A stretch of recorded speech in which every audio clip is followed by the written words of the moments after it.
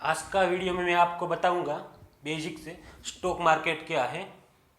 आपने नाम सुना होगा शेयर बाजार, स्टॉक मार्केट, लेकिन वो क्या है रियल में, उसमें क्या काम होता है, क्या करना चाहिए।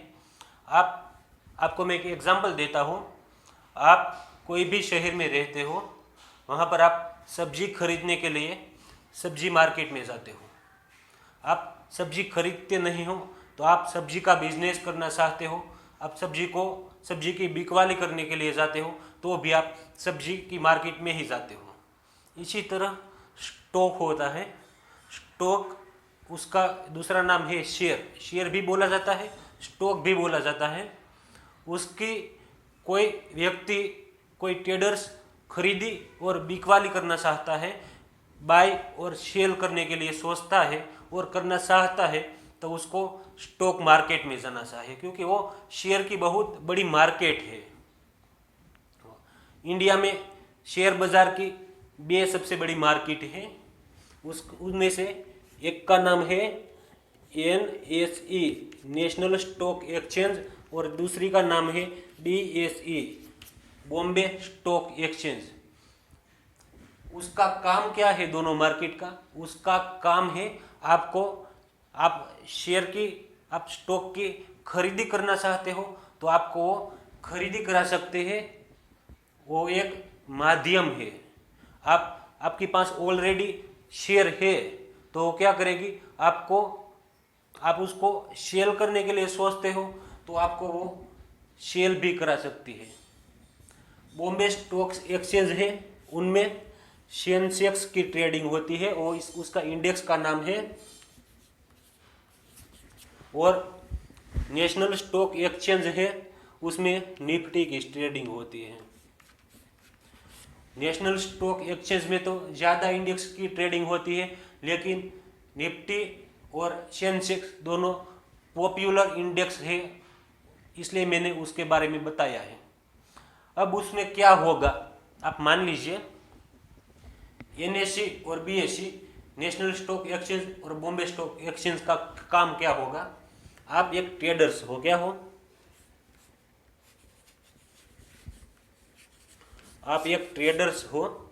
आप शेयर को खरीदने के लिए सोचते हो, आपको अच्छी कंपनी लगती है, उसमें आप मानते हो। आप एग्जांपल देता हूँ, आपको लगता है रिलायंस कंपनी आने वाले समय में ग्रोथ करने वाली है, तो आप क्या करोगे, आप रिलायंस कंपनी का शेयर आप खरीद लोगे, बाद में आप अपने पास रखोगे। तो आपको किस जगह पे वो मिलेगा? आपको नेशनल स्टॉक एक्सचेंज के पास जाना पड़ेगा।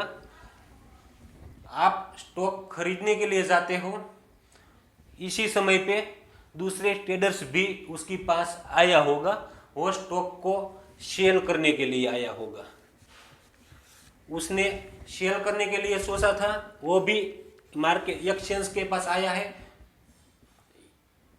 आप बाय करने के लिए सोचते हो, आप भी उसके पास चले गए हो, तो वो क्या करेगा, आपका स्टॉक उसको दे देगा, उसका आपको दे देगा। वो मध्यस्थी करेगा और दोनों का सौदा तय कर देगा।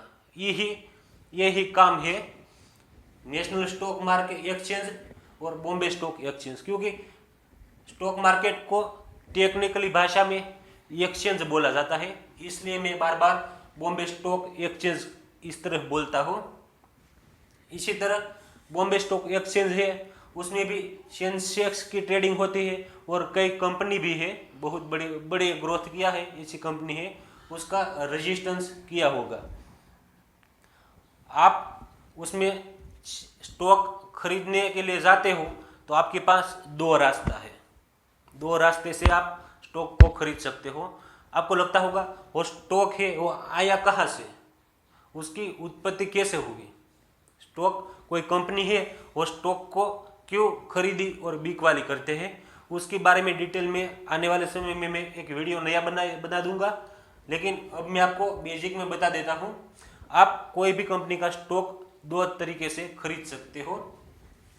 पहला तरीका मैं आपने बता दिया है, आप मार्केट से स्टॉक को खरीद सकते हो। दूसरा तरीका है IPO से। कोई कंपनी नई कंपनी है, नई कंपनी मार्केट में आती है, स्टॉक मार्केट है नेशनल स्टॉक एक्सचेंज या बॉम्बे स्टॉक एक्सचेंज, उसमें आती है अपना शेयर लॉन्च करने के लिए, तो वो कंपनी डायरेक्ट शेयर लॉन्च नहीं कर सकती, उसको पहले आईपीओ लॉन्च करना पड़ता है। आईपीओ क्या है? आईपीओ में कुछ फंड होता, कुछ शेयर है, उसकी क्वांटिटी होती है, वो क्वांटिटी सेबी डिसाइड करती है, वो डिसीजन लेती है कितनी क्वांटिटी रखनी है। आप वो आईपीओ का फॉर्म है वो आप भर दोगे, फॉर्म भरने के बाद आईपीओ लॉन्च होता है। आप आईपीओ का फॉर्म भरो, आपको आईपीओ का फॉर्म भरना पड़ेगा। फॉर्म भरने के बाद 10-15 दिन के बाद उसकी प्राइस नक्की हो जाती है, और वो भी मार्केट में उसका ग्राफ बनता है, उसकी प्राइस सतत चेंज रहती है, कभी ऊपर जाती है कभी नीचे जाती है। आपने आईपीओ लिया था, मान लीजिए 200 रुपये में आपने आईपीओ बुक किया था, और जिस दिन आईपीओ की प्राइस, वो कंपनी है उसका आईपीओ लॉन्च हुआ, उसी दिन आईपीओ की प्राइस 300 हो जाती है, तो आपको नेट प्रॉफिट 100 रुपया का प्रॉफिट रहता है। इसी तरह आईपीओ के द्वारा आप शेयर खरीद सकते हो। स्टॉक मार्केट में एनएसई और बीएसई मार्केट है एक्सचेंज, उसमें आप शेयर को खरीद सकते हो। वो दो तरीका मैंने आपको बता दिया, लेकिन उसमें भी अहम रोल है ब्रोकर का।